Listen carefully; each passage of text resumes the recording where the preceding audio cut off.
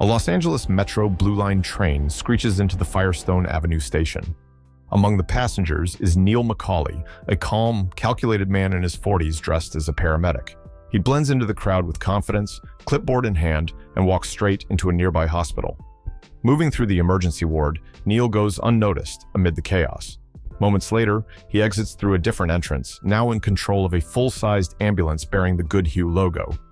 Elsewhere, Neil's right-hand man, Chris Shaherlis, stops at a construction supply store. He buys high-grade demolition charges, flashing a legitimate license to a cautious clerk before paying in cash. Meanwhile, LAPD robbery homicide Lieutenant Vincent Hanna heads out after an intimate morning with his wife Justine. As Hanna leaves, Justine's teenage daughter, Lauren, struggles emotionally, breaking down in tears. It's a moment that hints at the quiet dysfunction brewing under their roof. Neil's crew, Chris, Trejo, Michael Cherito, and newcomer Waingro, prepare for a high-stakes robbery targeting a Gage Security armored truck. Neil and Chris, still disguised as paramedics, park the stolen ambulance on Venice Boulevard near a complex tangle of freeway overpasses. Trejo follows the armored truck from its depot and keeps radio contact with the team.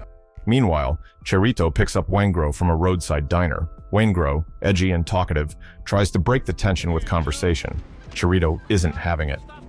"Shut up," he mutters, stone-faced behind the wheel. When Trejo gives the signal that the truck is near, the team masks up. Neil flips on the ambulance's siren, forcing the armored vehicle to stop. Cherito slams a stolen tow truck into its side, flipping it violently onto its side and skidding it into a nearby car dealership lot. As the truck lies wrecked, Neil, Chris, Cherito, and Waingro approach with rifles. Trejo warns over the radio they have just 3 minutes. Chris places and detonates a charge on the rear doors, sending sparks and smoke into the air. The guards inside are stunned, ears ringing. Waingro holds them at gunpoint while Chris searches for specific envelopes containing valuable bearer bonds, but Waingro loses control. One guard, disoriented, fails to follow his commands. Waingro cracks and pistol whips him. Cherito calls him out, calling him slick. Things escalate. Waingro shoots the guard in the head. The second guard reaches for a weapon, prompting Neil to shoot him down. With a nod from Neil, Cherito kills the last guard. What was supposed to be a clean, silent job has turned into a triple homicide. They flee in the ambulance, masks off, furious at Waingro. Police swarm in from the opposite direction but are stopped cold by a spike strip Trejo laid earlier. Squad cars crash, buying the thieves time to abandon the ambulance. Chris plants a firebomb to destroy evidence before they escape in another vehicle. That evening, Neil meets with Nate, his trusted fence and launderer. In a dimly lit parking garage, Nate confirms the envelopes contained bearer bonds from Malibu Equity and Investments, owned by a corrupt businessman named Roger Van Zant. Nate sets up a potential buyback with Van Zant and pitches a new job through a contact named Kelso, worth at least $10 million. Neil wants to hear more. When Nate asks how a simple job became a triple murder, Neil deflects. Back at the crime scene, Hanna and his crew, Castles, Bosco, Drucker, and Schwartz, inspect the wreckage. There's little forensic evidence. One officer recalls someone yelling "slick." Hanna recognizes the professionalism behind the hit. He instructs his team to investigate all known crews and begin deep surveillance. Later, the team regroups at a diner to divide the take. Neil walks in, radiating fury. Without a word, he punches Waingro in the face, throwing him to the floor. He leads him outside, ready to execute him. But as he draws his weapon, a patrol car cruises by. In the seconds of hesitation, Waingro vanishes into the night. Meanwhile, Chris's home life is crumbling.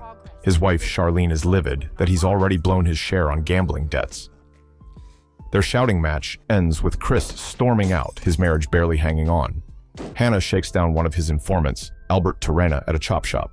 Under pressure, Albert introduces him to his brother Richard, who hints at a serious crew operating in Los Angeles. Richard offers a name, Slick. That's the break Hanna needs. He soon gets a match, Michael Cherito. With that, he launches full surveillance. Neil meets Kelso, a skilled hacker with intel on the Far East National Bank. The plan: disable alarms remotely, creating a 15-minute window for the crew to rob the vault. Neil likes it. Back at Neil's home, Chris crashes on the couch. Over coffee, Neil reminds him of the rule: walk away in 30 seconds flat if trouble comes. Chris says he can't leave Charlene. Neil nods. He gets it. They plan to return the bonds to Van Zandt for cash and move on to the next job. Neil arranges the bond handoff. While waiting near a payphone, he sees Charlene entering a motel with another man. Later, he confronts her. He threatens her subtly, telling her to give Chris one more shot. That night, Neil arrives at a drive-in for the exchange. He instantly senses danger. A pickup truck looms behind the buyer. Chris, hidden on a rooftop with a rifle, spots a gunman and warns Neil via headset. Neil reverses, pinning the hitman, and Chris opens fire. Bullets spray. Neil finishes the hitman, and Chirito kills the driver. In the bag meant for payment, Neil finds worthless paper. Van Zandt double-crossed them. Neil calls him and promises revenge. Meanwhile, Waingro is now working with Van Zandt and continues murdering women. One victim is found stuffed in a motel trash can. Hanna is called to the scene and comforts the devastated mother, shaken by the brutality. Neil's crew attempts to rob a precious metals depot. Chirito disables the alarm while Chris works on the vault. Outside, Neil stands watch, but Hanna and a SWAT team are watching from across the street. A clumsy noise from a team member alerts Neil. He immediately calls off the job. They walk away empty-handed. Hanna, seeing no gain in risking lives over an attempted break-in, orders his team to stand down. Later, Neil lures the surveillance team to a false lead. On a crane, he photographs them from above. Through Nate, he finds out Hanna's name and history. Neil is impressed. He knows he's up against someone formidable, but he's not backing down. Hanna's marriage continues to fray. He finds Justine gone again. Out on the freeway, he joins the surveillance team following Neil. In a bold move, Hanna pulls Neil over. Instead of arresting him, he invites him to get coffee. In a diner booth, they talk as equals. Hanna tells Neil he won't hesitate to shoot him to protect innocent people. Neil responds that he won't hesitate to kill Hanna if he has to. Both men understand each other. They live by codes they can't break. Van Zandt and Waingro, using pressure and threats, force Trejo to reveal the crew's next job. Informant Hugh Benny tips off LAPD.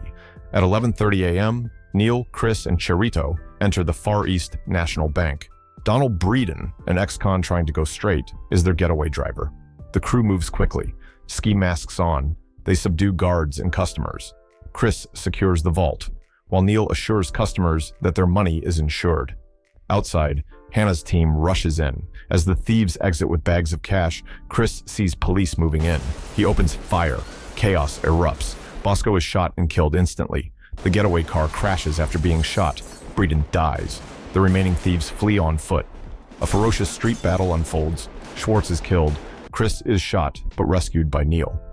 Chirito, desperate, grabs a young girl for cover. Hanna waits for a clean shot and kills him with a single bullet, saving the child. Neil drives Chris to an underground doctor. Chris is alive but weak. He insists on seeing Charlene before fleeing the city. Neil arrives at Trejo's home to find Trejo's wife murdered. Trejo himself is barely alive, brutally beaten. He reveals that Waingro and Van Zandt forced him to give up the bank heist plan. Grief-stricken, Trejo pleads for a merciful death. Neil obliges and then storms Van Zandt's mansion. Startling the crooked entrepreneur by shattering a glass door, Neil demands Waingro's location. When Van Zandt claims ignorance, Neil puts him down with a gunshot. The police place Charlene and her young son in protective custody, hoping to lure Chris. Sergeant Drucker warns Charlene she'll go to prison as an accomplice if she doesn't cooperate. Chris later shows up disguised with shorter hair. Charlene hesitates, but secretly signals him that it's a trap. Chris slips past a checkpoint using a fake ID, heartbroken but free. Neil breaks his own code by planning to flee with 80, the woman he's recently grown close to. Nate arranges a flight abroad, but when Neil hears Waingro's location, from a tip Hanna planted via Hugh Benny, he can't resist going after him. Neil leaves for Waingro's hotel near the airport, pulling a fire alarm to clear the building. He shoots Waingro twice in the chest and once in the head, avenging his crew. Hanna and his team, having orchestrated the leaked tip, wait nearby. Edie sits in Neil's car, unaware the police have spotted her. Neil emerges from the hotel, sees Hanna approaching, and realizes if he goes to Edie, he'll be caught. He remembers his 30 seconds mantra, never get attached to something you can't walk away from. Neil glances at Edie, then slips into the crowd, leaving her behind. Neil jumps a fence onto airport property, sprinting between freight containers. Hanna follows, determined to end this chase. They exchange gunfire amidst deafening airplane engines and flashing runway lights. Taking advantage of the sudden brightness, Neil tries to ambush Hanna, but the lieutenant spots Neil's shadow at the last second. Hanna fires first, striking Neil in the shoulder. Then, with the lights dimming, Hanna aims carefully and shoots Neil multiple times in the chest. Wounded and unable to flee, Neil collapses. Hanna approaches, knowing he has finally caught his relentless adversary. In a rare moment of respect, Hanna holds Neil's hand as he dies, granting him a final comfort. The two men share a silent understanding. They are alike in their singular drive, but the law has prevailed in the end. Neil, having kept to his code, slips away without ever returning to prison.